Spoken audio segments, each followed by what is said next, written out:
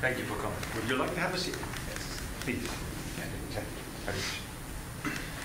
Haribo Davis.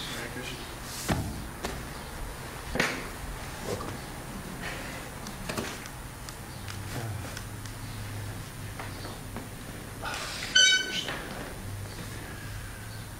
Okay. I don't know Whoops, forgot about the mic. I don't know if that was the right shloka or not. We'll figure that out, but you got the mic. The wireless one is sitting right there. Yeah, I know. You're having trouble with the stand. Yeah, I know.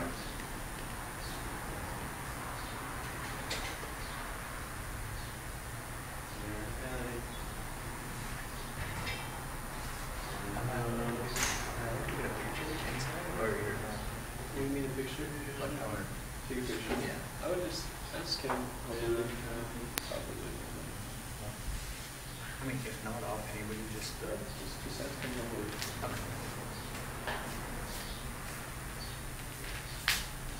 What's the problem with the stand? Ryan was setting it up and he said he was having trouble with it. Well, let's give it a shot. I've never been good with like audio tech, so. Well.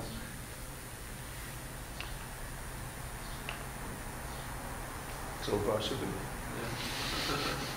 I think it was the audio to the mic that wasn't working. Oh, really? Oh, okay, I guess it is fine.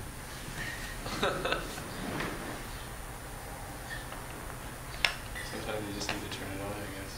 That helps. All right. Oops.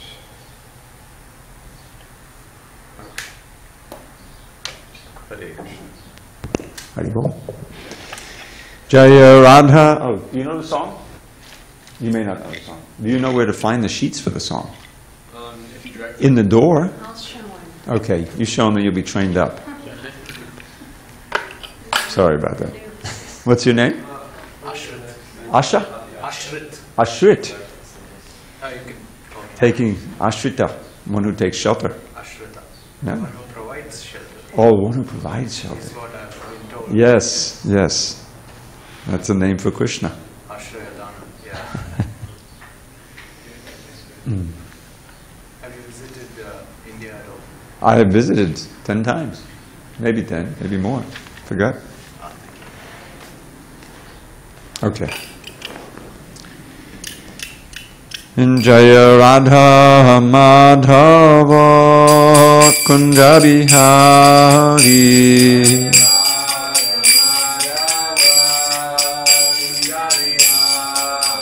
Jaya Radha Madhava Kunja Bihari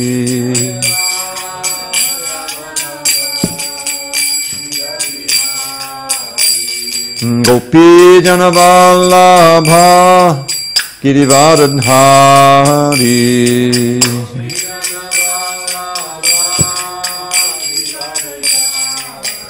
Jai Gopi Janavallabha Girivardhari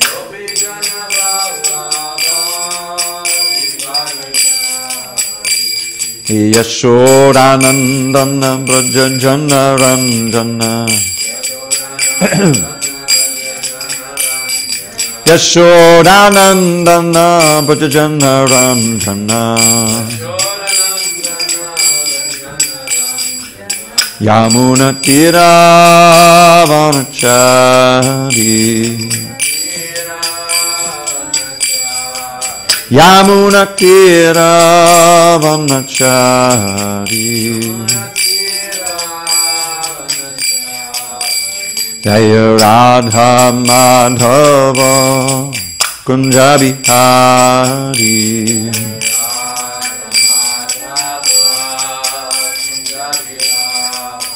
Jaya Radha Madhava Kunja Bihari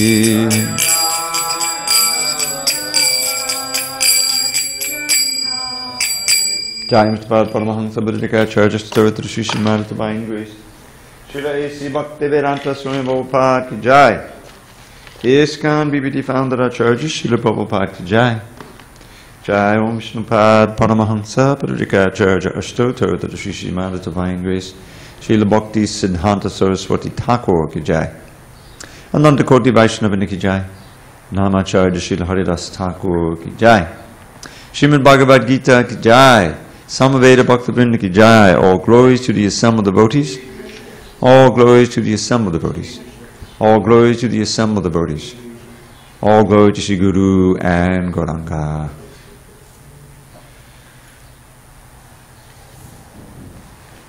Ashrit Prabhu, can you close that door a little bit? Leave like a foot width opened. It's a little tricky, but I think you can do it. Yeah, there you go. That's good. Yeah, yeah. Good, good. No, we want to leave a little bit open. A little more. That's good. Yeah, leave a little air in there. It's not too hot tonight. Om Namo Bhagavate Vasudevaya. Om Namo Bhagavate Vasudevaya. Om Namo Bhagavate Vasudevaya.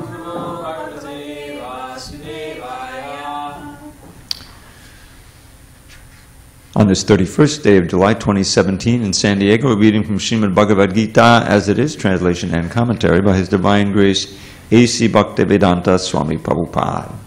We are in Chapter 7 entitled Knowledge of the Absolute, text number 4, and we'll be reading from the top of page 308. Okay. You there, Ashrit? Good. Okay. Bhumarapo nalo vayu Kangmano buddharevacha Ahankara iti yamme Bhinna prakritirashtada Bhumarapo nalo vayu Kangmano buddharevacha Ahankara iti yamme Bhinna prakritir ashtada Bhumarapo nalo vayu Kangmano buddharevacha Ahankara iti yamme Bhinna prakritir ashtada. Marcy, give it a try. Bhumarapo nalo vayu Kangmano buddhirevacha Ahankara iti yamme Bhinna prakritir ashtada. Davis? Bhumarapo nalo vayu Kangmano buddhirevacha Ahankara iti yamme Bhinna prakritir ashtada. Ashrit, you want to try? Yeah. Bhumarapo nalo vayu Kangmano buddhirevacha Ahankara iti yamme Bhinna prakritir ashtada.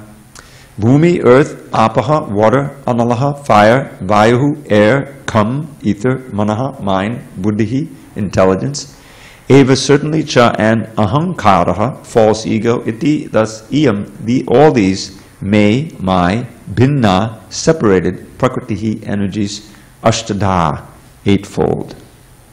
Translation. Earth, water, fire, air, ether, mind, intelligence, and false ego. Altogether, these 8 constitute my separated material energies. Purport. The science of God analyzes the constitutional position of God and His diverse energies. Material nature is called Prakriti, or the energy of the Lord, in His different Purusha incarnations, expansions, as described in the Narada Pancharatra, one of the Sattvata Tantras. Vishnas tu tri nirupani Purushakyan yato viduhu ekam tu mahatak srashtrir vitiyam tvanda sangstitam tritiyam sarvabhutastam thani gatva vimuchyate. For material creation, Lord Krishna's plenary expansion assumes three Vishnus. The first one, Mahavishnu, creates the total material energy known as the Mahat Tattva. The second, Garbhodaka Vishnu, enters into all the universes to create diversities in each of them. The third, Chirodaka Vishnu, is diffused as the all-pervading Supersoul in all the universes and is known as Paramatma. He is present even within the atoms. Anyone who knows these three Vishnus can be liberated from material entanglement. This material world is a temporary manifestation of one of the energies of the Lord. All the activities of the material world are directed by these three Vishnu expansions of Lord Krishna. These Purushas are called incarnations. Generally, one who does not know the science of God or Krishna assumes that this material world is for the enjoyment of the living entities, and that the living entities are the Purushas, the causes, controllers, and enjoyers of the material energy. According to the Bhagavad Gita, this atheistic conclusion is false. In the verse under discussion, it is stated that Krishna is the original cause of the material manifestation. Srimad Bhagavatam also confirms this. The ingredients of the material manifestation are separated energies of the Lord. Even the Brahmajyoti, which is the ultimate goal of the impersonalists, is a spiritual energy manifested in the spiritual sky. There are no spiritual diversities in the Brahmajyoti as there are in the Vaikuntha Lokas, and the impersonalist accepts this Brahmajyoti as the ultimate eternal goal. The Paramatma manifestation is also a temporary, all-pervasive aspect of the Chirodakashayi Vishnu. The Paramatma manifestation is not eternal in the spiritual world. Therefore, the factual absolute truth is the Supreme Personality of Godhead, Krishna. He is the complete energetic person, and he possesses different separated and internal energies. In the material energy, the principal manifestations are 8, as above mentioned. Out of these, the first 5 manifestations, namely earth, water, fire, air, and sky, are called the 5 gigantic creations, or the gross creations, within which the 5 sense objects are included. They are the manifestations of physical sound, touch, form, taste, and smell. Material science comprises these 10 items and nothing more. But the other 3 items, namely mind, intelligence, and false ego, are neglected by the materialists. Philosophers who deal with mental activities are also not perfect in knowledge because they do not know the ultimate source, Krishna. The false ego, I am, and it is mine, which constitute the basic principle of material existence, includes 10 sense organs for material activities. Intelligence refers to the total material creation, called the Mahatattva. Therefore, from the 8 separated energies of the Lord are manifest the 24 elements of the material world, which are the subject matter of Sankhya atheistic philosophy. They are originally offshoots from Krishna's energies and are separated from him. But atheistic Sankhya philosophers with a poor fund of knowledge do not know Krishna as the cause of all causes. The subject matter for discussion in the Sankhya philosophy is only the manifestation of the external energy of Krishna, as it is described in the Bhagavad Gita. Om Jnana Timarandasya Jnananjana Shalakaya Chakshu Unmidatam Mena Tasmai Shri Gurave Namaha. I was born in the darkness of ignorance. My spiritual master Srila Prabhupada opened my eyes with the torchlight of knowledge. I offer my humble obeisance unto him and all members of Sri Purana. Excuse me. So in this chapter, Krishna is explaining himself. And in the second verse here, he says that this explanation will include jnana and vijnana. Now, jnana is knowledge, and vijnana is like realized knowledge, knowledge that you experience directly. We can have so much knowledge of things that we don't experience directly. And yet we have faith they exist, but our knowledge of it is limited. So, the full science of God includes knowledge of these basic 3 categories: the supreme cause of all causes, which we understand to be the personality of Godhead, and the jiva souls, unlimited souls like ourselves, who have part and parcel of the Supreme Lord has his qualities in minute degree, and the material energy. So those three comprise a field of a lot of knowledge. And Krishna is summarizing in this verse the material side, the material energy, which is known as the apara prakriti. Apara prakriti. Now this is, it's like we don't even think about it. It's just like a fish doesn't think about water. But this is where we live. We're living within the earth and the fire and the ether. I think solid matter and gases and liquids, radiant energy and space. These are like the 5 gross elements.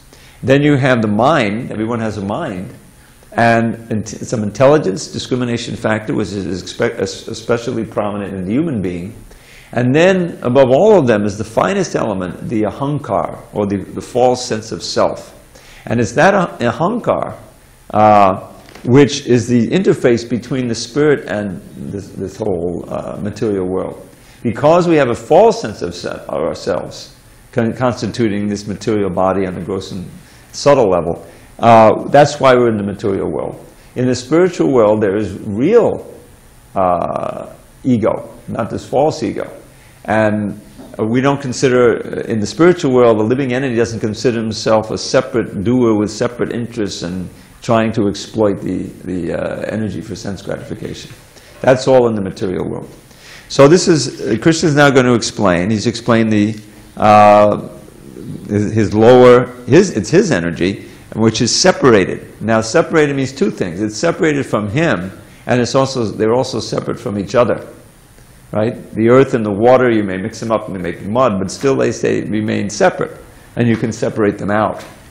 So these energies generally remain separate. Now, it may be, I'm not going to say it for sure, but the scientists, when you have atomic energy, it simply means converting one to another. The bhumi energy becomes radiant energy.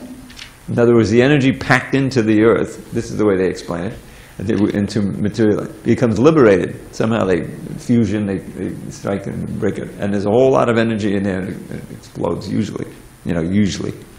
So that may be or may not be. I'm not sure if we would say that they turn one into another. But it's nothing but manipulation of material energy. It doesn't affect the soul at all. The soul, or the living entity, no matter what happens externally in our environment or in our body, which is also part of our environment actually, the soul remains unchanged. This is the first lesson, if you remember the 2nd chapter. The soul is indestructible. Nijayate mriyate vakadachan. He's never born, never dies, not destroyed when the body is destroyed.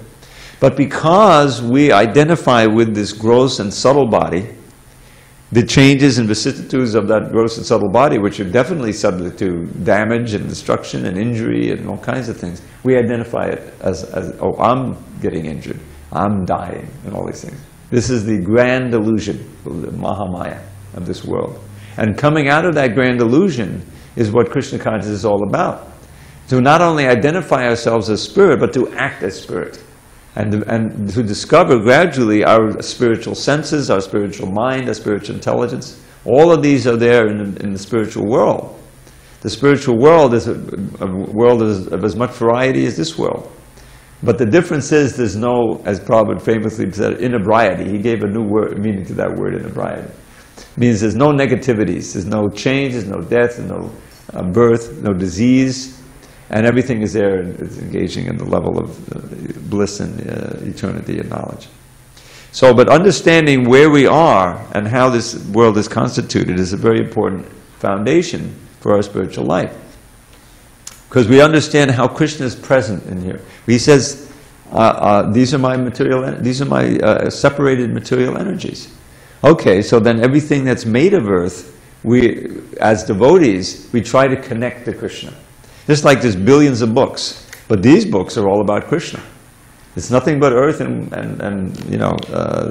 that bhumir in a certain form. But it's a special form. It directly connects to Krishna. And when we try to use as much as possible of this energy in Krishna's service, that's Krishna consciousness. Because the whole point, I think we made this point before, is to come to the point of constant remembrance of Krishna. That can only happen when every part of our being, including our desires and our seeing and all the senses, and are dovetailed, are connected to Krishna. That's why in Krishna consciousness there's always something to do. There's the cooking, there's the cleaning, there's the going out, there's plenty of singing and dancing and chanting. These are all activities of the mind and the senses. But they're specifically designed to connect us to Krishna. That's the difference. Okay. And Prabhupada goes through, he gives a little summary here of the three Purusha avatars. Krishna delegates everything. As I pointed out, and Srila Prabhupada has pointed out many places, the Supreme Godhead has nothing to do. Natastikayam kadanantra vidyate. It's right in the Upanishads. Natastikayam. He has no duty. Duty is imposed from above. Or you impose it on yourself due to a higher calling. Oh, it's my duty to fight for the nation now, I may die, you know, but that's my duty. So it's some higher power that gets it. But Krishna has no higher power. He has no duty to perform. Whatever he does do, he does basically out of one reason, to enjoy relationships. He does it out of love for us. He comes to this world, he expands us from himself so he can engage in all of these wonderful relationships, spiritual relationships. Unfortunately, some of us decided not to engage in that relationship. And so we try to come here to be happy, but we can't. You can't be happy separate from Krishna. You can't be separate from Krishna, but you can think you are. So, in order for there to be a place where we can enact our separate activities and eventually be reformed, there is all this whole creation business. In other words, there's a spiritual world. The only need for the creation of the material world is that some of the living entities are rebellious like us. And so then he expands. He delegates everything. First he expands as Balaram. Then there's these four Vishnus called the Chaturvyuha. There's Vasudev, Sankarshan, Pradyumna, Aniruddha. Then from that Sankarshan there's another expansion of Chaturvyuha, and then you have the Mahavishnu expanding there from Sankarshan. Mahavishnu is the avatar we have in the painting in the corner there, called Chirodakashai, Karano Dakashai. Karana means cause, Udaka means ocean, the causal ocean. Causal ocean is beyond the material world, but he's lying there. And from him are emanating all of these universes. And they gradually expand from his, he's breathing them out, they're coming from his pores. You know, as Prabhupada said, you can imagine the caliber of Mahavishnu. Huge. Yeah. Is that ocean in the spiritual world, or is it's described as a cloud? It's on the border, yeah. It's a cloud that developed in the spiritual world, and that cloud eventually becomes the material. And so, the universes are going out and expanding, but nothing is going on yet. So also there's created the Mahatattva, which is the grand total of all of these energies we just read. All the earth, water, fire. It's just like a kitchen. You know, all the ingredients are there, but nothing's going on until the cook comes in. So the living entities, by his glance, he doesn't actually touch the material energy, but he glances at the material world, and all the living entities who have been dormant within him since the last destruction, the annihilation. They've got their consciousness, but it's all like a suspended animation, and they have their subtle karmas waiting to manifest. You know, and so in order to give a chance to them to come out and resume their material activities and hopefully get a chance to practice Krishna consciousness, they need a world. They need universes, and so they come out and gradually they take birth and they resume. You know, and so. In each universe, there's another expansion. From Mahavishnu comes Garbho Dakashai Vishnu. Now, why Garbha? Garbha means fetus. So in each universe, which is covered by earth, water, fire, air, ether, huge dimensions, and there's a small space in between, so Garbha actually goes in there. He has no place to lie. So from his body is emanated this perspiration. Half the universe fills up, and he lies on that, on Ananta Sheshanag, the bed, the snake bed. You know, he's lying on it. From his navel grows a big lotus, and on the top of that lotus, there's Brahma manifests. So he's known sometimes as Ajay, because he's unborn in the ordinary sense. So now Brahma, although very exalted, he's one of us. He's a living entity. He's a jiva, albeit very powerful and qualified. And he doesn't know what to do. He doesn't know where he came from. But he wants to know. Or foreheads. He wants to know. So what does he do? He does what any intelligent person, he tries to investigate. Well, what has he got to work with? the lotus, basically. So he goes down the lotus stem, and he doesn't succeed in finding his origin. Even though Vishnu is there, Garbhodakshaya Vishnu, he's not following the proper means of approach. You know, this is the ascending method of knowledge. It's a scientific method. All right, I'll investigate and see what's what. But it doesn't work. So he goes back on the lotus and just sits and waits. And you know what happens? Maybe you don't know. He hears the two syllables 3 times. Tapa, tapa, means austerity, austerity. So being very intelligent, he says, okay, this means I should meditate. So he starts meditating, and after a long time, he's initiated with the Vedic knowledge in the heart through the flute sound of Krishna, Krishna's flute sound. And he starts, eventually he keeps meditating, and he gets a revelation, and he writes the Brahma Samhita, or sings the Brahma Samhita, which is a summary of the Bhagavad philosophy. It's got the form of Krishna, Chintamani, because it describes the spiritual world. First verse is crucial. Ishwarak Parama Krishna Satchidananda Vigraha Nadir Adir Govinda Sarvakaram Karma. That the supreme controller of everything is Krishna, who has a form. He has a form, a body, beautiful form, composed of eternity, knowledge, and bliss, unlike ours, which are not going to. He has no beginning. Very anadi. He has no beginning. The spiritual things don't have any beginning. We also don't have any beginning. You know, our bodies do, but we don't. He is the beginning of everything. Anadi Adi Govinda. He has pastime with the cows and all that. This is a place. Sarvakarana Karanam. He's the cause of all causes, which is the definition of God. Where did everything begin? So all that is revealed to Brahma, and then he prays, you know, to be able to do his duty of creating the universes, of creating the universe.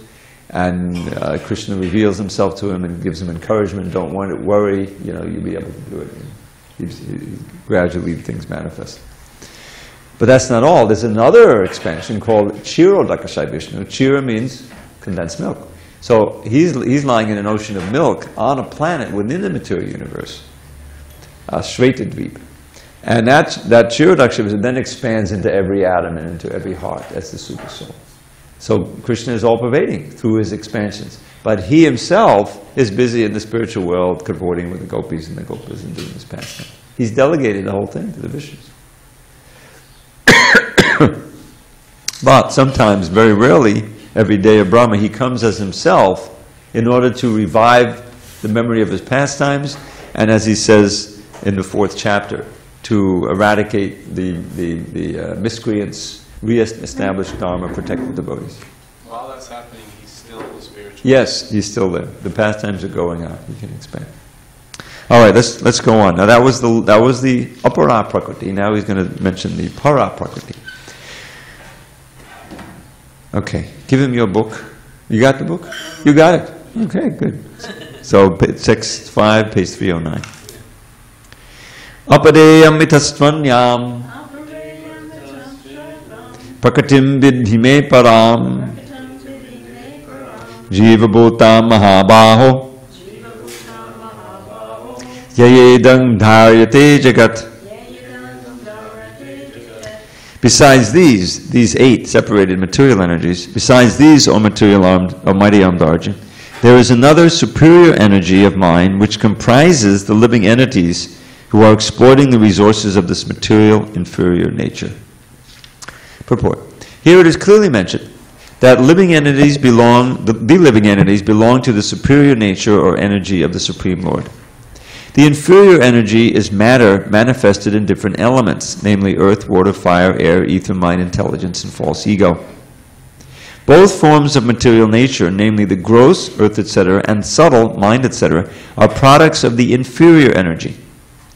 The living entities who are exploiting these inferior energies for different purposes are the superior energy of the Supreme Lord, and it is due to this energy that the entire material world functions. The cosmic manifestation has no power to act unless it is moved by the superior energy, the living entity. Energies are always controlled by the energetic, and therefore the living entities are always controlled by the Lord. They have no independent existence. They are never equally powerful as unintelligent men think. The distinction between the living entities and the Lord is described in Srimad Bhagavatam 10:87-30 as follows. Apadimita druvasthanubato yati sarvagatas tarhi nashashiti niyamo druvane tadata ajaniti yang mayam tadavimuchani yantra bhavet samamanugyanatam samamanugyanatam yadamatum matadushtataya. O Supreme Eternal, if the embodied living entities were eternal and all-pervading like you, then they would not be under your control. But if the living entities are accepted as minute energies of your Lordship, then they are at once subject to your supreme control. Therefore, real liberation entails surrender by the living entities to your control, and that surrender will make them happy. In that constitutional position only can they be controllers. Therefore, men with limited knowledge who advocate the monistic theory that God and the living entities are equal in all respects are actually guided by a faulty and polluted opinion. The Supreme Lord Krishna is the only controller, and all living entities are controlled by Him. These living entities are His superior energy because the quality of their existence is one and the same with the Supreme, but they are never equal to the Lord in quantity of power. While exploiting the gross and subtle inferior energy, matter, the superior energy, the living entity, forgets his real spiritual mind and intelligence.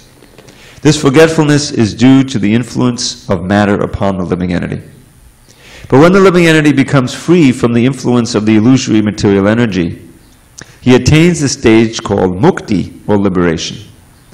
The false ego, under the influence of material illusion, thinks, I am matter and material acquisitions are mine.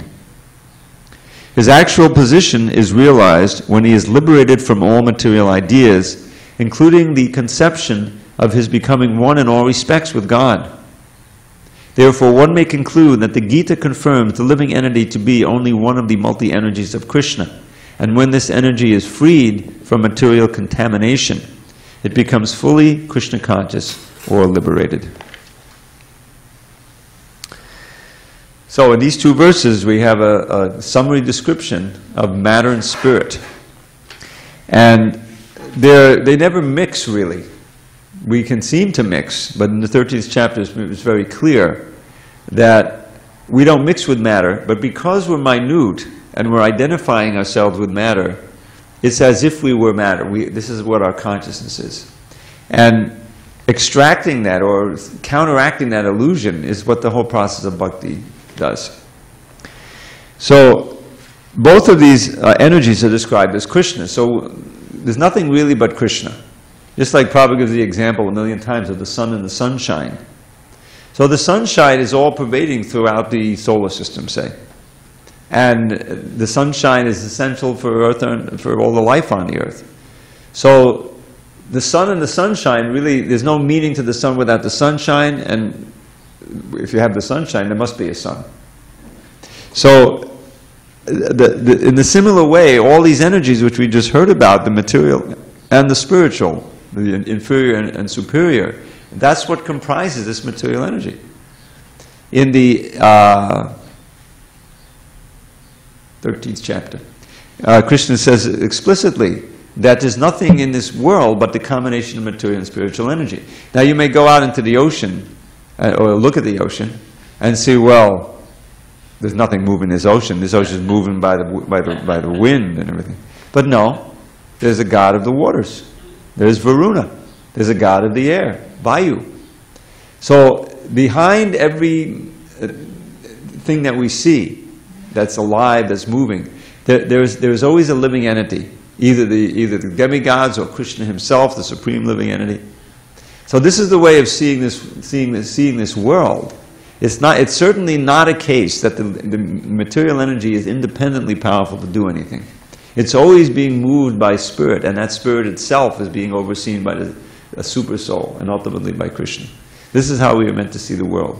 In the 9th chapter, Krishna will say, Maya jakshena pakati suyate sacharacharam hetunanena konteya jagadviparivartate, that this universe is working. Jagadviparivarta literally means all the things that we see, the sun rising and the waters moving, you know. This is jagadviparivartate. This is material energy only happening by my supervision. Maya jakshena. Maya Dakshina literally means supervision. And Maya simply works as Krishna's shadow energy according to his will. This is in the Brahma Samhita also. So Krishna will be very explicit about this in a few verses. So when you taste water, remember that that's me.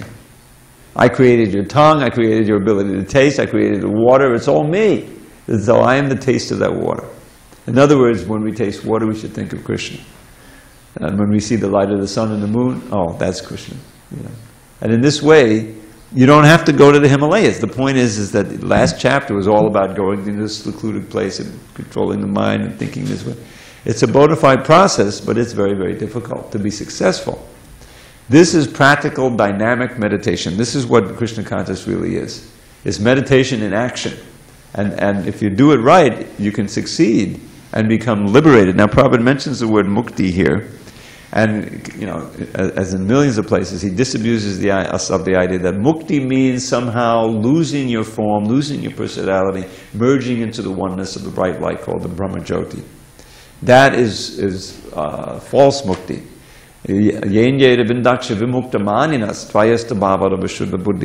Those who think like that, their intelligence is not pure because they're still envious of Krishna.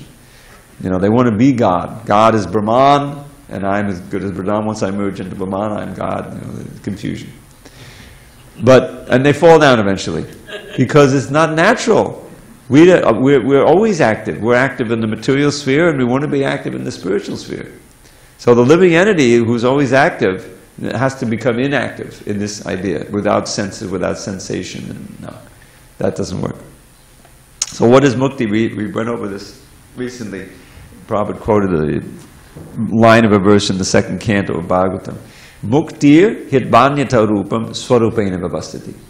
That real mukti, because we do want mukti. Mukti means freedom from birth, old age, disease, and death. This is a fine foundation for our spiritual quest. Because if you don't do anything, you're sure to suffer that. And we've been suffering for millions of births, although we forgot by the mercy of the Lord. But it's happening. Everyone knows old age, disease, and death. The whole country has been vertutzt. That's a Yiddish word I haven't used in a long time. It means upset and anxiety. Because you have to have health care, right? And it costs so much money. Each year it costs more and more by the demoniac doctors, so-called, and the insurance company, pharmaceutical company. All to try to relieve the miseries of old age and disease, right? Which are two of the big ones. Death, they can't do anything about. You know, that's something else. But disease, we have something for you. This will treat the disease. The last thing they want to do is cure the disease. Then you're no longer a profit center. But if they can get you to take a drug for the next 20 years, which costs $1,000 a month, now we got something. So this is what they're doing. But why do we have to suffer the disease? Because we're embodied. The body is this very fragile, complicated machine that eventually breaks down. It's just this contraption, you know.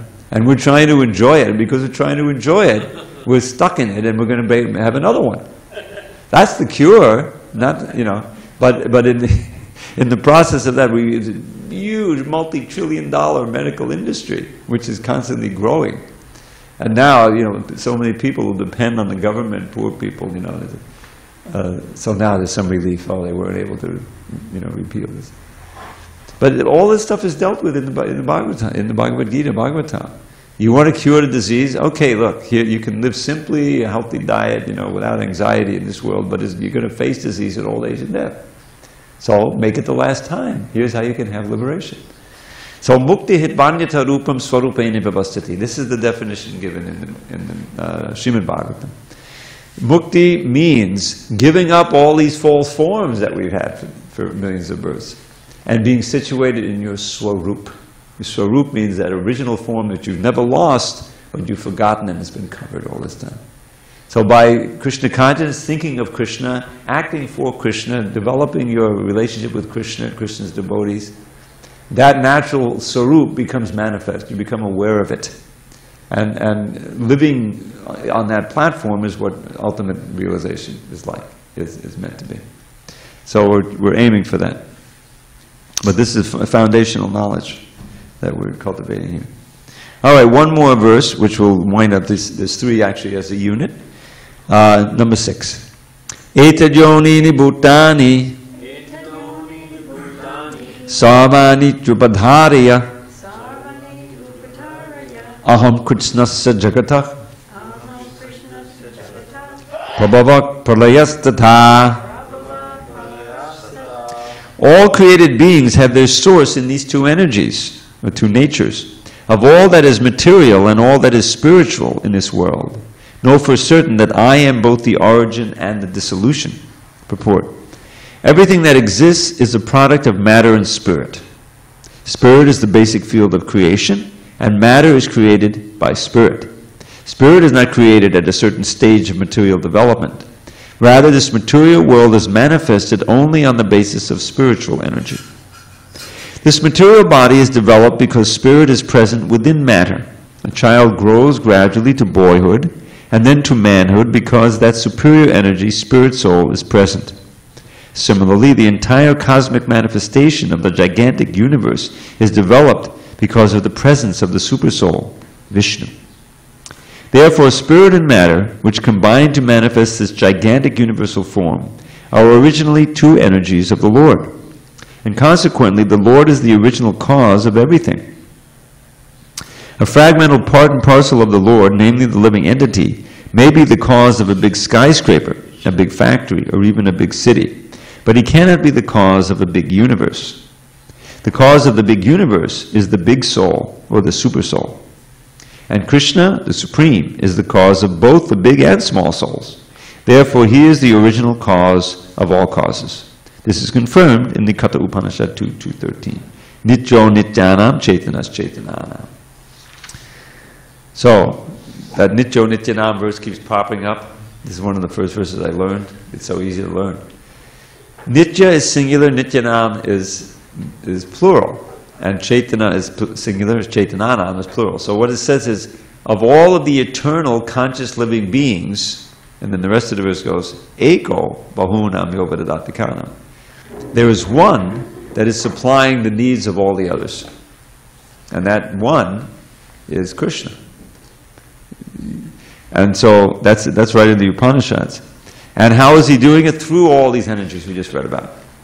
This is the science of the energy of the Lord. Without understanding or positing or accepting the existence of the many varied energies of the Lord, there's no way of understanding how Krishna does all these things but remains unchanged. See, this is one of the fallacies that they think. Well, God can't have anything to do with this world because he'd become changed, and we know God doesn't change. So if there is a God, he's up there and we're down here, and he doesn't have anything to do with us. You know, maybe only judging. That's all. But that's silly. Because God is so powerful, he does all these things through his energy. Om Purnamadak Purnamidam, the very first mantra of the Isha Upanishad, actually the invocation, which is there in other Upanishads too. I read. So, Om Purnamidak Purnamidam Purnat Purnamudachyate Purnasya Purnamadaya Purnameva Vishishyate. So this is Purnam. Prabhupada wrote a purport. The original purport had complete practically in every sense. Because the verse is Purnam, Purnam, Purnam, Purnam. So the Lord is complete. He's complete in all his energies, in his personality, everything's complete. Purnamidam. Om Purnamidak Purnamidam. So this creation is also complete. Complete in what sense? It has everything we need. It has everything we need really to sustain our material life and also to practice spiritual life, to escape. So the Lord is complete. He manifests so many complete universes and complete units of living entities within it, but he remains in complete balance. He's not diminished by that. If whatever we do, we have to expend energy, right? We get a little older, we're spending time. So we're diminished by it in one sense. But Krishna is never diminished. He expands in all these things and he remains a complete whole. So that's the, and at the same time, he explaining here, as I said, everything is simply a combination of matter and spirit. But Krishna himself is the origin of both those energies, and so he's the cause of all causes. So who else is there to worship? Obviously, Krishna should be worshipped. Now tomorrow, we have a very special verse 7, which is Prabhupada used all the time to prove the supremacy of Krishna over all the other avatars, what to speak of the Brahma Jyoti, and to defeat the Mayavadis and the impersonalists who say that, no, Krishna is just a manifestation of Brahman. No, no, no. Mattak paratanandanya. There's nothing superior to me. So, coming attractions. Okay, it's 8 o'clock. Now we will read a little more from Krishna book. Srila Prabhupada's summary, study of the 10th canto of Srimad Bhagavatam. And where were we? Oh boy, here we go with this. You think it's your iPad, but they think it's their iPad, and you're just, they keep loading up this iOS, trying to get me to upgrade. They put it on. I didn't ask them to do it. I have to say no, no, and then go and erase it. It's going to pop up every time until you go. I know. Or erase it, which I'm going to do.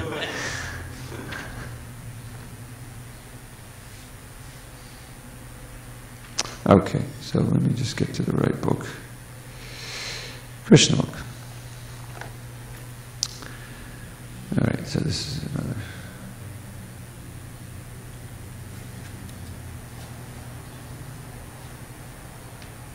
Okay, so we're actually in the description of autumn. Why don't we continue with that? So, before the rainfall, the whole surface of the globe becomes almost depleted of all kinds of energies and appears very lean.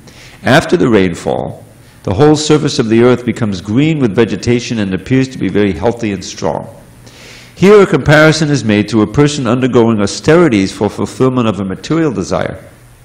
The flourishing condition of the earth after the rainy season is compared to the fulfillment of material desires.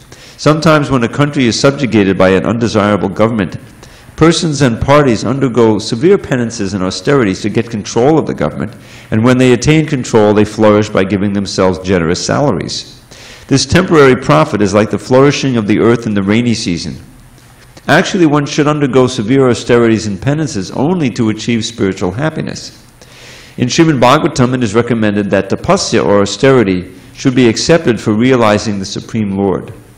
By accepting austerity and devotional service, one regains his spiritual life, and as soon as one regains his spiritual life, he enjoys unlimited bliss.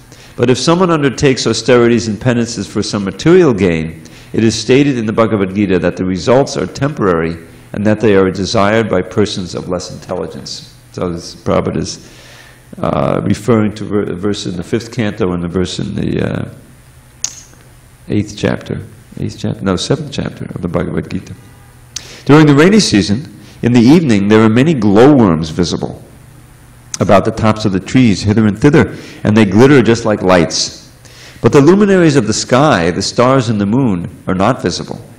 Similarly, in the age of Kali, persons who are atheists or miscreants become very prominently visible, whereas persons who are actually following the Vedic principles for spiritual emancipation are practically obscured. This age, Kali Yuga, is compared to the cloudy season of the living entities. In this age, real knowledge is covered by the influence of the material advancement of civilization. The cheap mental speculators, atheists, and manufacturers of so-called religious principles become prominent, like the glowworms, whereas persons strictly following the Vedic principles or scriptural injunctions become covered by the clouds of this age. People should learn to take advantage of the actual luminaries of the sky, the sun, the moon, and stars, instead of the glowworms' light. Actually, the glowworms cannot give any light in the darkness of night. As clouds sometimes clear, even in the rainy season, and sometimes the moon, stars, and sun become visible, so even in this Kali Yuga, there are sometimes advantages. And now he's going to mention Chaitanya Mahaprabhu's movement. Yeah, Lord Chaitanya. For example, sometimes Lord Chaitanya's Vedic movement of distributing the chanting of the Hare Krishna mantra is heard. People seriously eager to find real light should take advantage of this movement instead of looking toward the light of the mental speculators and the atheists. Really good. Yeah, it's a nice analogy. After the first rainfall, when there is a thundering sound in the clouds, all the frogs begin to croak, like students suddenly engaged in reading their studies. Students are generally supposed to rise early in the morning. They do not usually rise of their own accord, however, but only when there is a bell sounded in the temple or other spiritual institution. By the order of the spiritual master, they immediately rise, and after finishing their morning duties, they sit down to study the Vedas or chant Vedic mantras. Everyone is sleeping in the darkness of Kali Yuga. But when there is a great Acharya, by his calling only, everyone takes to the study of the Vedas to acquire actual knowledge. Book distribution. During the rainy season, many small ponds, lakes, and rivulets become filled with water. Otherwise, the rest of the year they remain dry. Similarly, materialistic persons are dry, but sometimes when they are in a so-called opulent position, with a home or children or a little bank balance, they appear to be flourishing. But immediately afterwards, they become dry again, like the small rivulets and ponds. The poet Vidyapati says that in the society of friends, family, children, wife, etc., there is certainly some pleasure, but that pleasure is compared to a drop of water in the desert. Everyone is hankering after happiness, just as in the desert everyone is hankering after water. If in the desert there is a drop of water, it may of course be said that water is there. But the benefit from that drop of water is very insignificant. In our materialistic way of life, which is just like a desert, we are hankering after an ocean of happiness, but in the form of society, friends, and mundane love, we are getting no more than a drop of water. Our satisfaction is never achieved, as the small rivulets, lakes, and ponds are never filled with water in the dry season. And I'm going to do something special. I'm going to read a little bit from the Chaitanya Charitamrita in relation to this. So give me 1 second to find this verse. It just came to mind. It's really a nice verse. Adi-lila, chapter 2. Okay. So this is a prayer from Krishna's Kavya. Krishna Kirtan Nagana Nartana Kalapato Jani Brajita. O my merciful Lord Chaitanya, may the nectarian Ganges waters of your transcendental activities flow on the surface of my desert-like tongue. Beautifying these waters are the lotus flowers of singing, dancing, and loud chanting of Krishna's holy name, which are the pleasure abodes of unalloyed devotees. These devotees are like swans, ducks, and bees, and the rivers flowing produces a melodious sound that gladdens their ears. Now this nice little purport, I just read the, that's it, small enough, I'll read it, see if I can read it. Our tongues are always engaged in vibrating useless sounds that do not help us realize transcendental peace.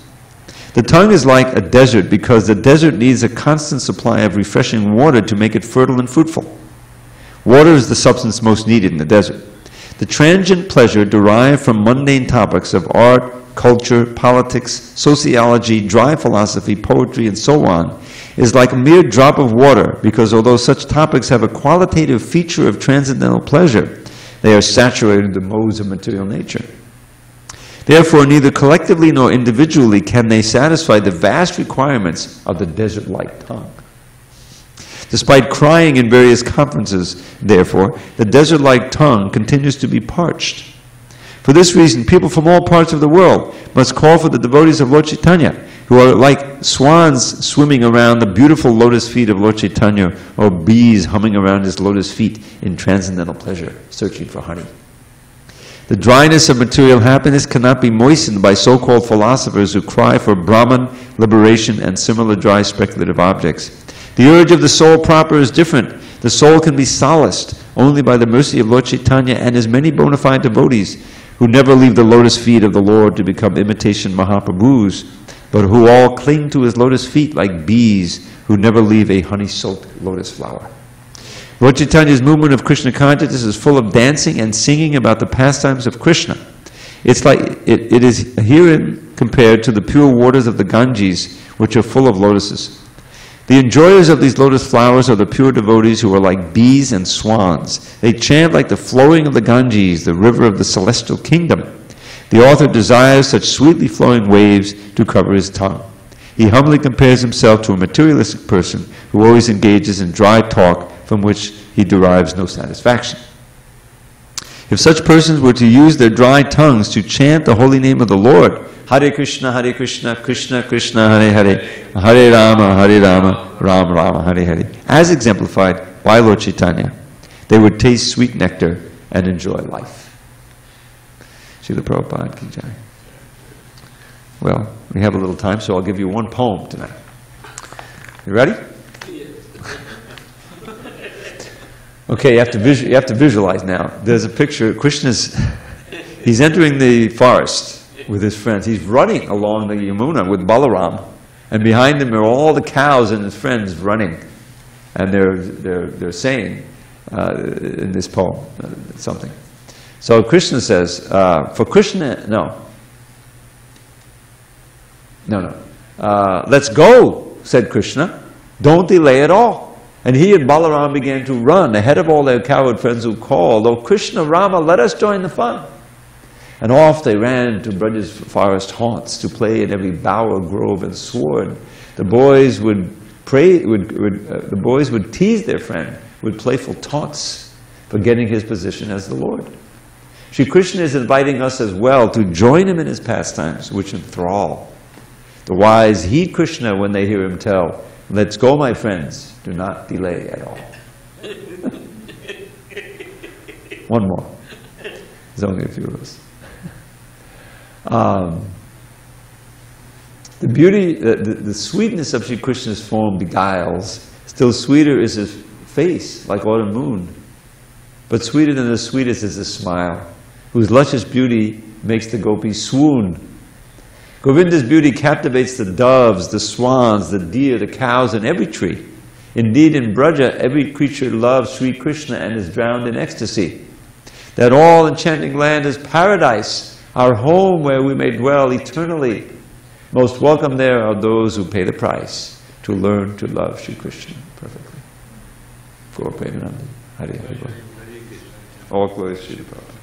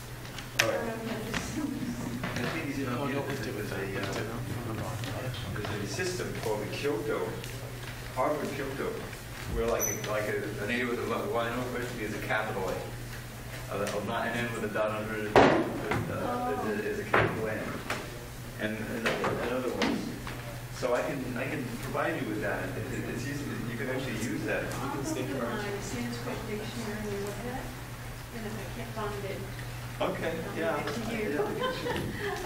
But we can look up the word vasu. You find, I think that's going to illuminate it. I think it has to do with wealth, but.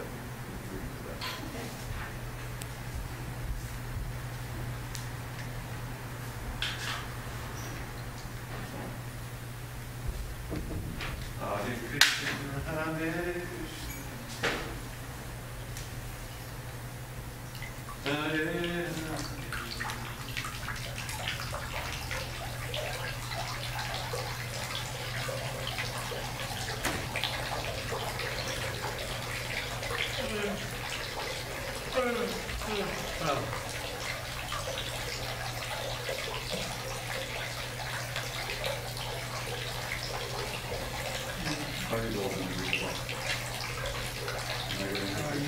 side and then see the view? Yes. Let me find out. Did I say you? No, I did. you said, I was eating, and the next morning, it was Tuesday morning, and there was a night closed. Anyway, yeah, if there's a problem.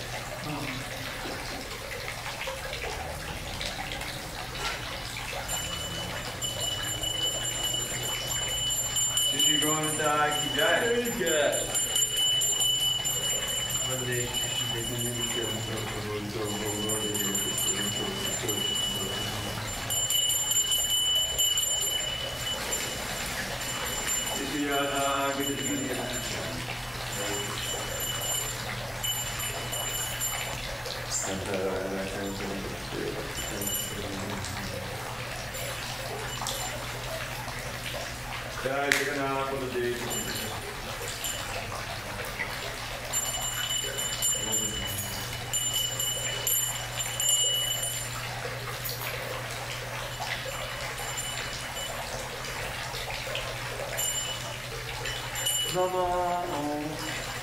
Vishnu Padaya Krishna Prestaya Bhutale Srimate Bhakti Vedanta Swami Iti Namine Namo Vishnu Padaya Krishna Prestaya Bhutale Srimate Bhakti Vedanta Swami Iti Namine Namaste Saraswate Deve Gauravani Pracharine Nirvishesha Shunyavadi Achacharisha Tarine Namaste Saraswate Deve Gauravani Pracharine Vishesha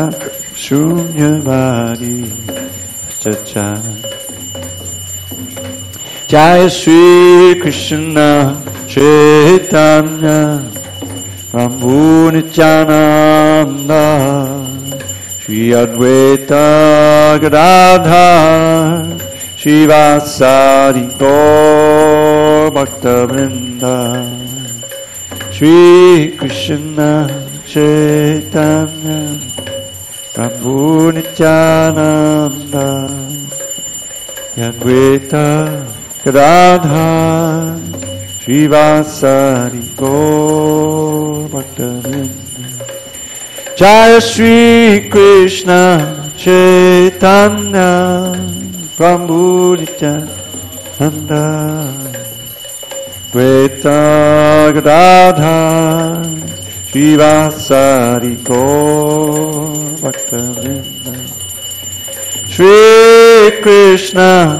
Chaitanya Prabhu Nityananda Advaita Gadadhar Shivasari Gaur Bhaktavrinda Jaya Shri Krishna Chaitanya Prabhu Nityananda Shri Advaita Gadadhar Shivasari Gaur Bhaktavrinda Jaya Shri Krishna Chaitanya Prabhu Nityananda Shri Advaita Gadadhar Shivasari Gaur Bhaktavrinda Hare Krishna Krishna Krishna Hare Hare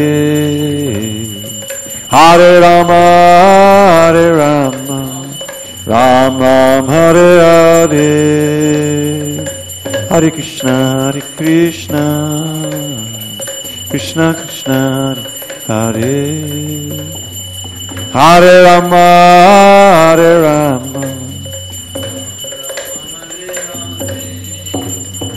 Hare Krishna Krishna Krishna Hare Hare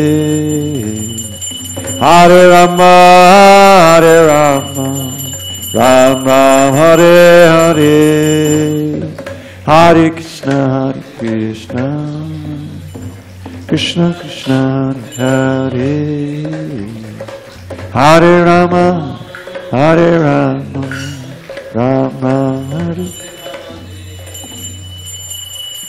Hare Krishna, Hare Krishna, Krishna Krishna, Hare Hare, Hare Rama, Hare Rama, Rama Rama, Hare Hare, Hare Krishna, Hare Krishna, Krishna Krishna, Hare Hare, Hare Rama, Hare Rama, Ram Ram, Hare Hare, Hare Krishna, Hare Krishna, Krishna Krishna, Hare Hare,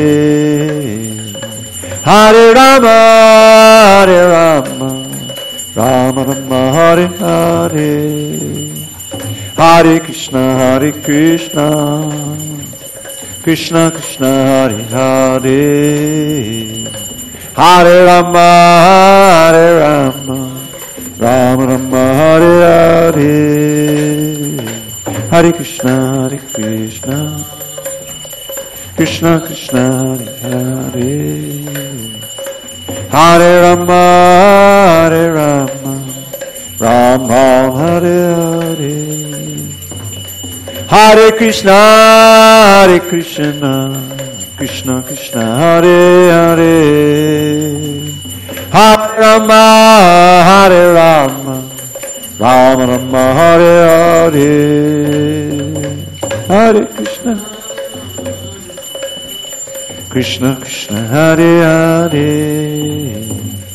Hare Rama, Hare Rama, Ram Ram, Hare Hare, Hare Krishna, Hare Krishna, Krishna Krishna, Hare Hare, Hare Rama, Hare Rama, Rama Rama, Hare Hare, Hare Krishna, Hare Krishna, Krishna Krishna, Hare Hare, Hare Rama, Hare Rama, Rama Rama, Hare Hare, Hare Krishna, Hare Krishna, Krishna Krishna, Hare Hare, Hare Rama, Hare Rama, Rama Rama, Hare Hare, Hare Krishna, Hare Krishna, Krishna Krishna, Hare Hare, Hare Rama, Hare Rama, Rama Rama, Hare Hare, Hare Krishna, Hare Krishna, Krishna Krishna, Hare Hare, Hare Rama, Hare Rama, Rama Rama, Hare Hare, Hare Krishna, Hare Krishna, Krishna Krishna, Hare Hare, Hare Rama, Hare Rama, Rama Rama, Hare Hare, Hare Krishna, Hare Krishna, Krishna Krishna, Hare Hare, Hare Rama, Hare Rama, Rama Rama, Hare Hare, Hare Krishna, Hare Krishna, Krishna Krishna, Hare Hare,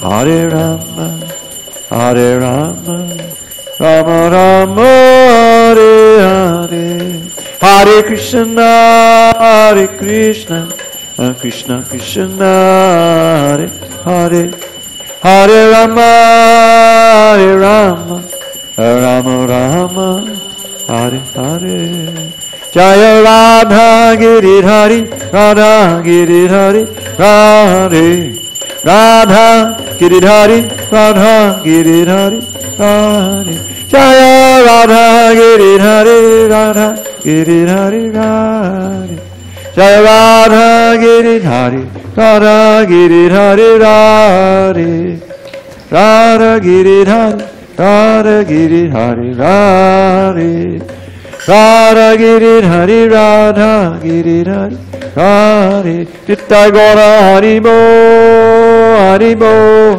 Haribo Nitai Gaura Haribo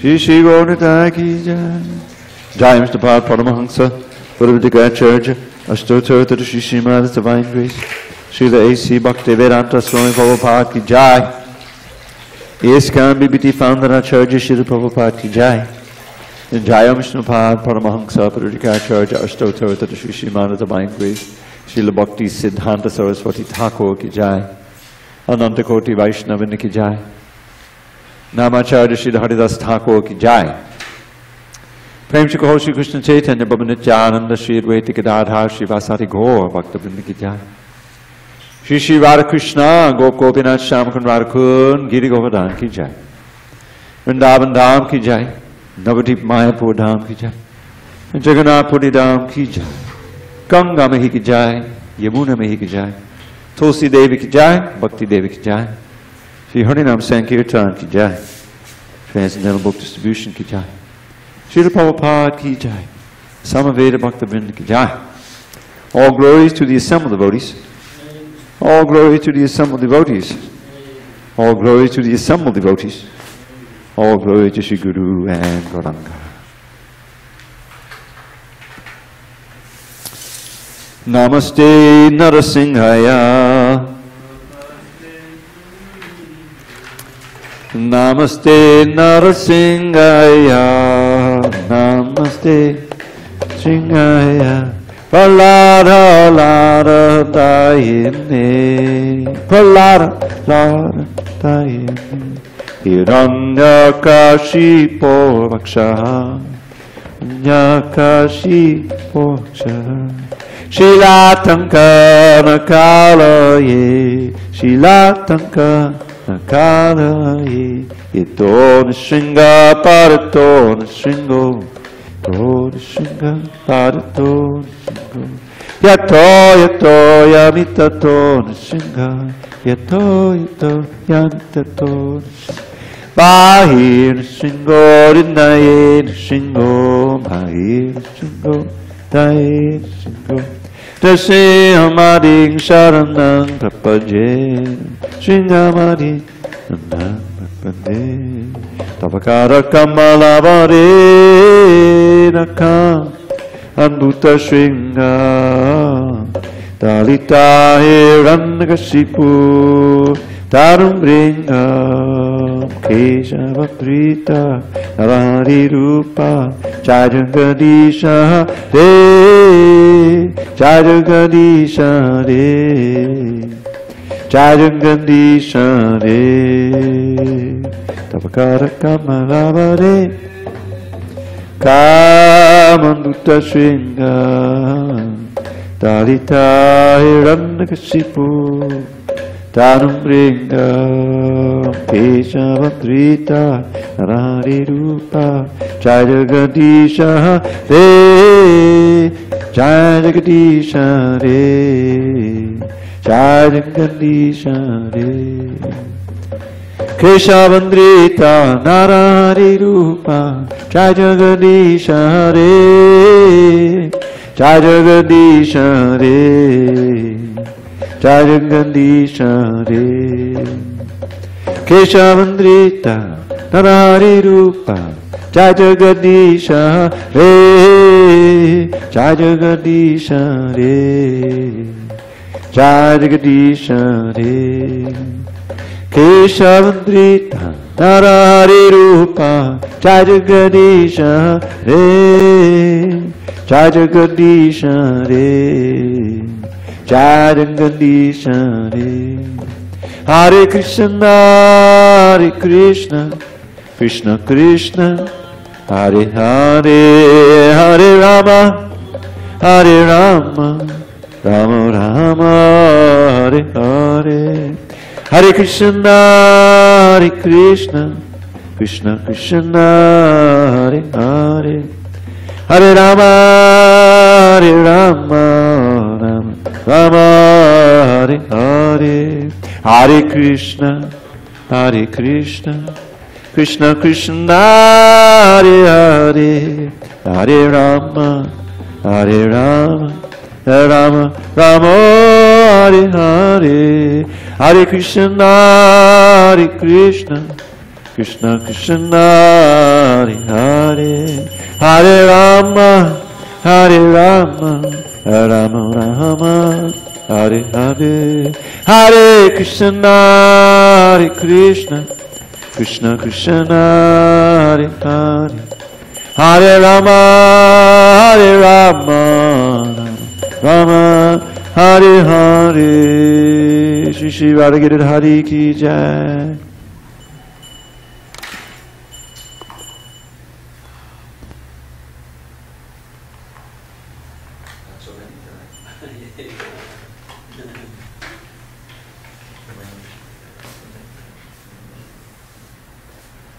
Okay, just you and me. You not carry this guy, can you? Huh? Can you carry? Yeah. All right, let's see if there's some prasad back there. All for you and me.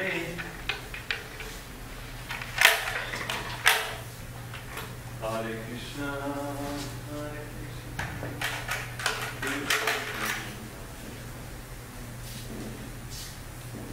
Hare Rama.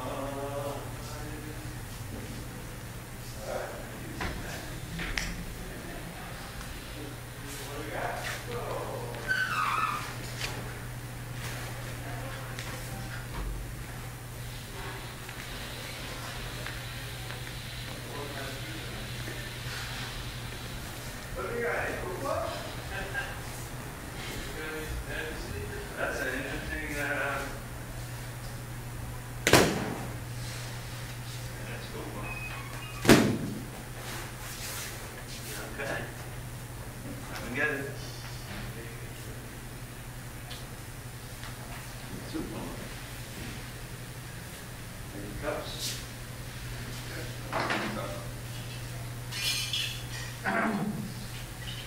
I don't know. See? It's just upma. I like it. You like upma? Yeah.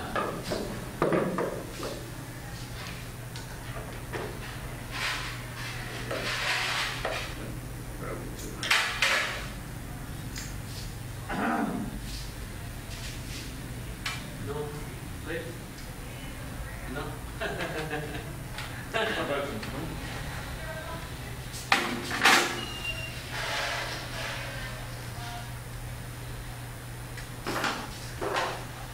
I don't know. Everybody's out. Program, Portland. Who knows? Sleeping. This is the downside of the bhakti chakra. Where's the book? Go back in the bed.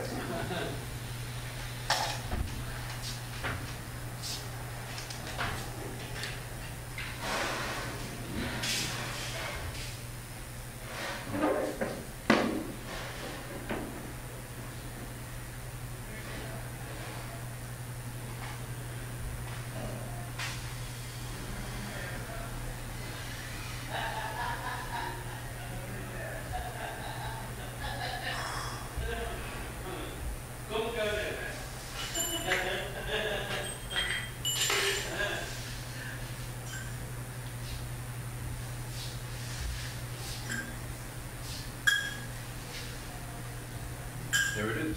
Yeah. You got a cup too? Can you help yourself? You looking at it? Yeah.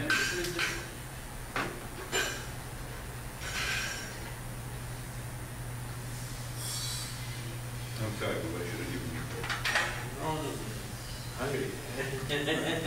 No important love.